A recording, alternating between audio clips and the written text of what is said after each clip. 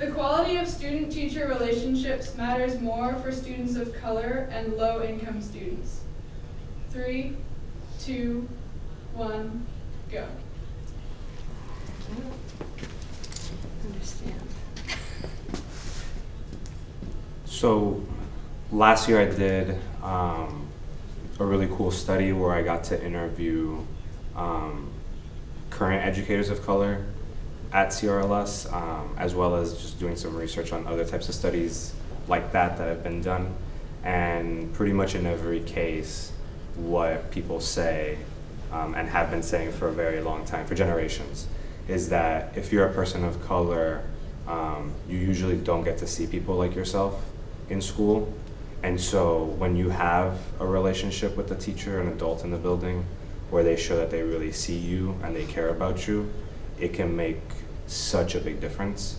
And for a lot of those teachers that I interviewed, they talked about those few teachers who really, you know, in some cases changed the course of their education or their life, or whether they thought that they could be educators. So just based on what I've been told by those folks, it's pretty clear that it's a huge factor.